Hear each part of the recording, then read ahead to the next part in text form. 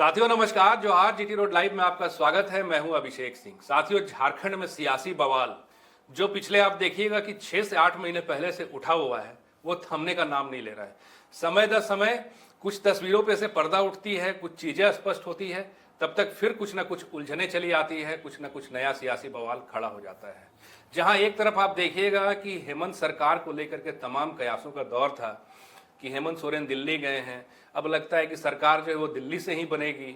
फिर ये भी हुआ कि नहीं, हेमंत है और हेमंत ही रहेंगे, कभी झुकेंगे नहीं, कभी डरेंगे नहीं। इस चीज पे से हेमंत ने करारा जवाब दिया जब पेशा अधिनियम लागू हुआ, और उसके साथ ही साथ ये भी स्पष्ट हो गया कि हेमंत सरकार ही रहेगी।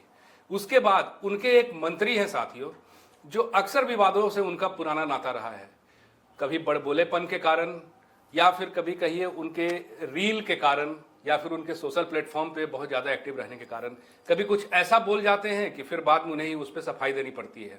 आप बिल्कुल समझ रहे हैं सही साथियों, मैं बात कर रहा हूं माननीय स्वास्थ्य मंत्री डॉक्टर इरफान अंसारी की।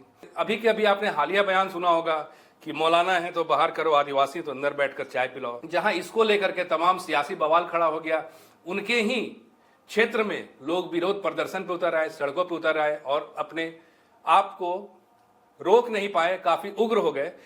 ये चीजें क्यों हुई और इस पे किस तरह से स्वास्थ्य मंत्री को सफाई देना पड़ा, बयान जारी करना पड़ा, और आने वाले समय में इसका क्या प्रभाव होगा, इस पे ही हम विस्तृत चर्चा करेंगे। आप हमारे साथ फ्रेम में देख रहे हैं वरिष्ठ पत्रकार हैं सरफराज कुरैशी जी। सर बहुत बहुत स्वागत है आपका जी। और आपसे पहली सवाल यही है कि सर ये क्या चल रहा है, इरफान अंसारी जो सफाई दे रहे हैं उसमें कितनी सच्चाई नजर आती है आपको? देखिए, आप देखे होंगे जिस वीडियो की आप बात कह रहे हैं जी, उसमें दरअसल वो अपने घर पर लोगों से मुलाकात कर रहे थे, उनके काम कर रहे थे जी। इसी बीच में उन्होंने एक मौलाना को कहा कि उसको बाहर करो, कहाँ है वो, और उसके बाद एक जो जिनकी बात हो रही कि आदिवासी थे उनको अंदर बैठाकर चाय पिलाओ, वो दरअसल था कि वो उनका कुछ काम था। उसके बाद बोले कि इनको चाय पिलाओ, यार ये हमारे वोटर से, ये उनका नेचर भी है। लेकिन जिस अंदाज में उन्होंने मौलाना को जो आवाज दिया, इसको कई लोगों ने गलत माना और ये वीडियो जो है बहुत ज्यादा सोशल मीडिया पर वायरल होने लगा।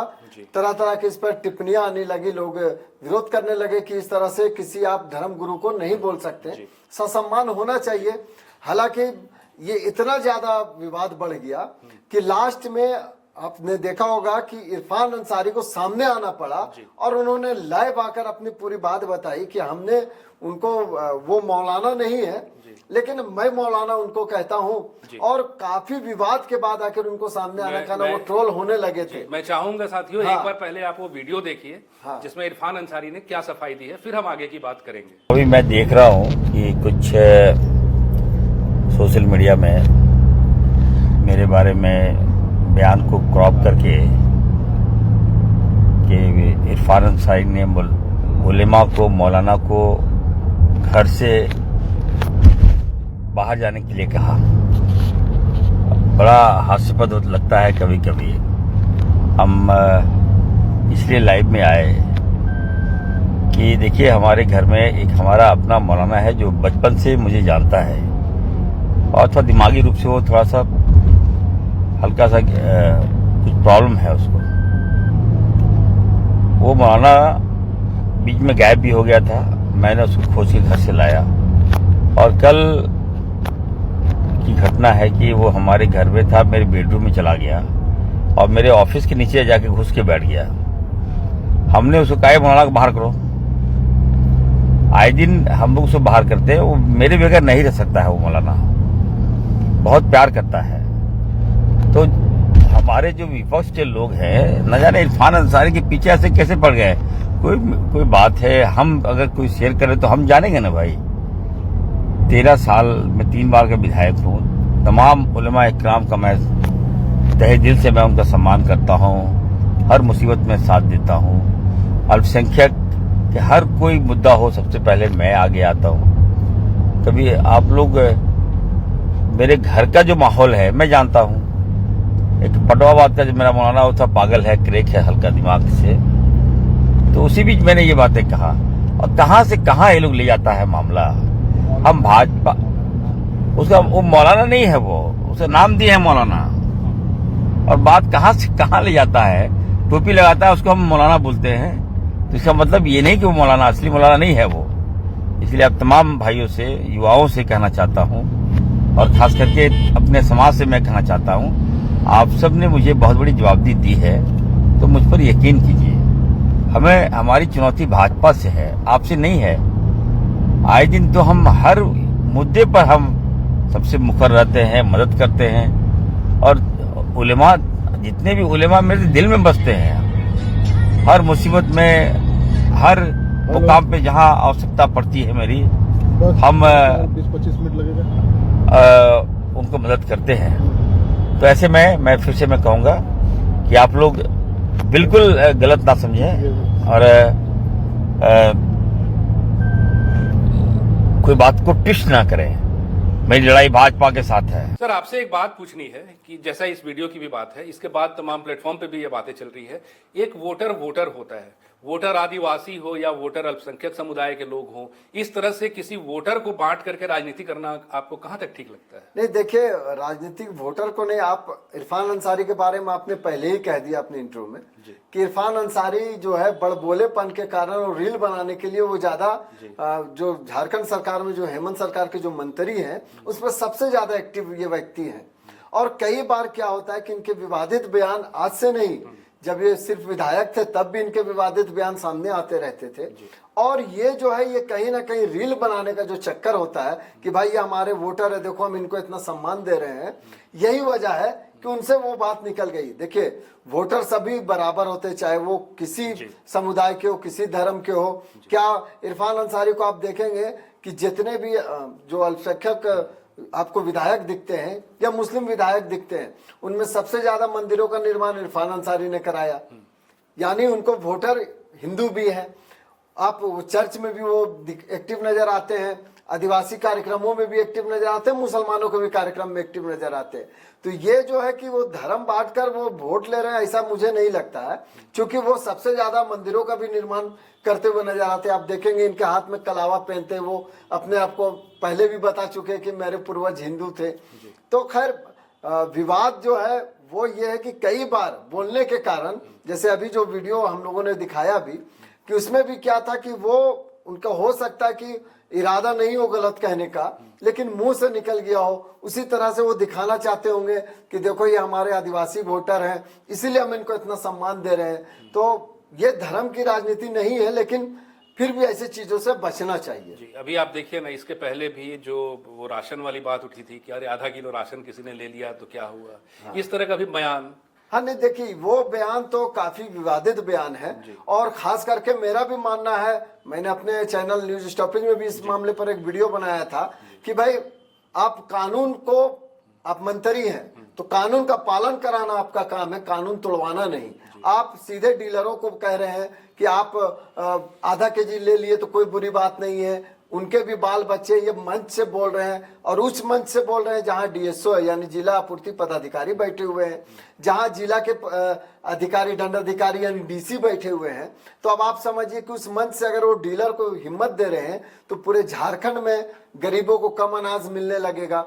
जबकि नियम है कि भाई अगर कोई कम अनाज देता है तो उस डीलर पर कार्रवाई होती है, उसका लाइसेंस सस्पेंड होता है। जी। लेकिन अब अगर इस तरह से वो तो दिखाएंगे कि मंत्री जी खुद बोल रहे हैं कि आधा किलो ले लिए तो क्या दिक्कत है, वो आधा केजी के बजाय 5 केजी भी खा लेगा गरीब का। तो अब कार्रवाई कौन करेगा? डीसी भी हिम्मत करेंगे क्या कि मंत्री ही बोल रहे हैं कि आप ये कीजिए? तो इस तरह का बयान बिल्कुल गलत बयान था, और इससे कहीं ना कहीं भ्रष्टाचार को बढ़ावा मिलेगा और गरीबों को निवाले पर सीधे सीधे ये डाका डालने वाली बात जी। अभी आप कुछ दिन पहले देखिए सतराज भाई, ये भी चर्चा था कि रिम्स 2 बनेगा, नगरी में बनेगा, जो काफी आंदोलन भी है उसके पक्ष में विपक्ष में दोनों ओर से आप कहिए। उसके साथ ही साथ रिम्स को लेकर के भी कई तरह की बात उन्होंने कही है। अभी भी जो चर्चा है कि बड़ा एक किडनी का जो है ट्रांसप्लांट की व्यवस्था वहां की जा रही है। लेकिन ये सारी बातें जो हैं वो कागजों तक ही सिमटती हुई नजर आती है, या लगता है कि हाँ एक बयान है, बयान से बढ़ के कुछ नहीं है। हालांकि चुनौतियां अब भी है स्वास्थ्य विभाग के पास, जो लोग अब भी सफर कर रहे थे अब भी सफर करते हैं, चाहे आप रिम्स की बात कीजिए, सदर की, चाहे तमाम जिलों के बीच जो सदर अस्पताल है वहां की कीजिए। तो इसको लेकर के एक चर्चा है कि आप मतलब स्वास्थ्य मंत्री को कितना सुरक्षित देख पा रहे हैं, कि क्या वो अभी रहेंगे या फिर कुछ और विकल्प सरकार देख रही है, हेमंत सरकार? नहीं, विकल्प तो नहीं देख रही है, लेकिन आपने जैसा कहा कि रिम्स में जो किडनी ट्रांसप्लांट की शुरुआत होने वाली है, तो तो ये जेबी की बैठक होनी है अभी 1-2 दिन में, तो उस पर हो सकता है वो मुहर लग जाएगा, फिर वो आगे काम होगा। देखिए ये सही है कि जिस हिसाब से चूंकि रिम्स को जरूरत है, डॉक्टरों की भी जरूरत है और रिम्स को और बड़ा होने की जरूरत है और इंफ्रास्ट्रक्चरल डेवलपमेंट की भी जरूरत है। जी, क्योंकि आप देखेंगे कि पूरे झारखंड से लोग यहाँ आते हैं, उसके अलावा आपको आसपास के जो राज्य हैं वहां से भी लोग आ जाते हैं, उड़ीसा से भी लोग आते हैं इलाज कराने के लिए, आपको बंगाल से भी, खास करके पुरुलिया, झालदा, ये जो अपने सटे हुए सीमावर्ती क्षेत्र, हाँ, वहां से सबसे ज्यादा लोग पेशेंट आते हैं रांची में। इसके अलावा एक जो आप कमी देखेंगे कि अभी रिम्स निदेशक ने भी एक बयान जारी किया था नए साल के समय में कि लोग जो है कब पहले पता कर ले कि यहाँ पर बेड खाली है कि नहीं, ऑक्सीजन का बेड खाली है या नहीं, तब आवे। क्यों? क्योंकि हो क्या रहा है ना कि आप देखेंगे अभिषेक जी कि एक चीज तो आप क्लियर है कि कई बार प्राइवेट हॉस्पिटल इलाज करते हैं अपने यहाँ एडमिट करके, लेकिन जब स्थिति गंभीर हो जाती है, पैसा पूरा खिंचा जाता है, तब वो रिम्स भेजते हैं। ये कई बार उठती है बातें, तो इसको भी देखना होगा कि इससे क्या हो रहा है कि रिम्स पर लोड पड़ रहा है। और अभी जो रिम्स में अतिक्रमण हटाओ अभियान चला, तो आप जो नगड़ी में देख रहे हैं, इसकी चर्चा भी हो रही है कि रिम्स के पास इतनी जमीन है कि अगर वो चाहे तो फिर उसी जगह पर जो डीआईजी ग्राउंड वाला इलाका जो खाली हुआ है, वहां एक नया बिल्डिंग डेवलप हो सकता है, रिम्स 2 यहाँ भी निर्माण हो सकता है। अब बाकी ये सरकार के पर है कि क्या वो देखती है, इसको किस अंदाज में देखती है, लेकिन रिम्स 2 की जरूरत है, ये सही है। भले ही राजनीतिक तौर पर इसे इनकार करे या जो भी हो, लेकिन रिम्स की जरूरत है और रिम्स के लिए जमीन भी उपलब्ध है, भले वो विवाद से परे हो। एक सवाल का जवाब रह गया सरफराज जी कि राजनीतिक गलियारों के साथ आप देखिए तमाम डिजिटल प्लेटफॉर्म पे भी ये चर्चा है कि मकर संक्रांति के बाद हेमंत सरकार के मंत्रिमंडल में कुछ फेरबदल संभव है, तो इसको आप कहां तक जोड़ रहे हैं? क्या मुख्यमंत्री स्वास्थ्य विभाग से खुश हैं, उसके कार्यशैली से खुश है, और क्या इरफान अंसारी अब भी उनके चहेते बने हुए हैं, या फिर उनका कुछ डावाडोल नजर आ रहा है इस पे? नहीं, देखिए इरफान अंसारी जो है वो एक कहते हैं लोग कि वो कलाकार हैं। क्योंकि इरफान अंसारी अभी तक कई बार वो अपने बयानों से कहा जाता है कि हेमंत सरकार को भी वो कटघरे में खड़े करवा देते हैं, लेकिन जो स्थिति दिख रही है मुझे नहीं लगता है कि कोई फेरबदल होगी, क्योंकि आला कमान जो है वो इरफान अंसारी से वैसे नाखुश नहीं है, और ये खास करके ये कोशिश इनकी हो रही है कि सब कुछ स्मूथ रहे।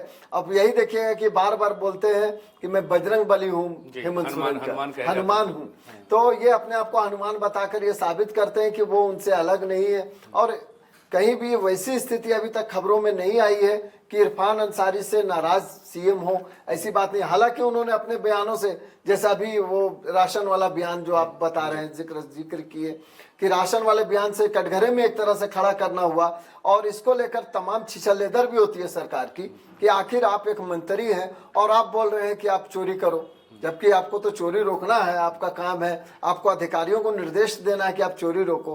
तो ऐसी स्थिति नहीं दिख रही है कि मकर संक्रांति के बाद कुछ बदलाव होगा, क्योंकि तमाम तरह की चर्चाएं, जैसा आपने पहले भी कहा कि भाजपा के साथ मुख्यमंत्री के ही जाने की चर्चा थी कि हेमंत सोरेन अब कांग्रेस को और आरजेडी को छोड़कर, खास करके बिहार चुनाव के बाद से, विधानसभा जो चुनाव हुआ उसके बाद से ये चर्चाएं थी कि हेमंत सोरेन जो है वो भाजपा के साथ मिलकर सरकार बना लेंगे। और सरकार इसलिए भी बल था इस बात को कि पहले भी हेमंत सोरेन सरकार बना चुके हैं बीजेपी के साथ में, लेकिन उन्होंने पहले ही कहा, जेएमएम की तरफ से भी कहा गया कि ऐसी कोई बात नहीं और हम लोग सरकार जैसे चल रहा है वैसे ही चलेगा। और आप देखेंगे कि बाकी कांग्रेस के लीडर्स या यहाँ पर बस हेमंत सोरेन को ही अपना सर्वे सर्वा मानते हैं, उसके पीछे ही चलने की बात कहते हैं। यहाँ पर कांग्रेस या आरजेडी ऐसी स्थिति में नहीं है कि वो कुछ विकल्प करे। हाँ, हेमंत सोरेन अपना वोट बैंक, खास करके अगर वो बीजेपी के साथ जाते हैं तो कहीं ना कहीं जिस प्रकार से अभी देश में